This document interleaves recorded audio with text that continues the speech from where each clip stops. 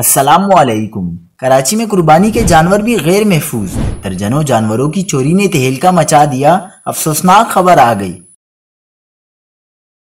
کیا آپ حالات حاضرہ سے آگاہی حاصل کرنا چاہتے ہیں؟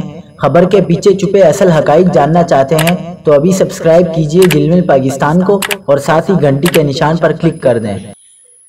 آپ کو بتاتے چلیں کہ نارتھ کراچی میں مسلح افراد چوکیدار سمیت 5 افراد کو یرغمال بنا کر 7 لاکھ روپے کے جانور لے کر فرار ہو گئے۔ عزیز آباد میں مسلح افراد 2 قیمتی بکرے اسلحے کے زور پر چھین کر فرار ہو گئے۔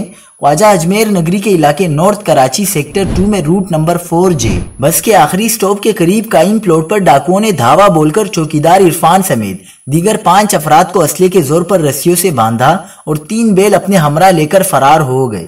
چھین کر لے جانے والے جانوروں کی مالیت 7 لاکھ روپے سے زائد بتائی جاتی ہے۔ دوسری جانب عزیز آباد میں ہائی روف میں سوار مسلح ملزمان شہری سے گھر کے سامنے سے 2 قیمتی بکرے چھین کر فرار ہو گئے۔ یاد رہے کہ کراچی میں عید قرباں کے لیے لائے گئے 60 سے زائد جانور چوری ہو چکے ہیں۔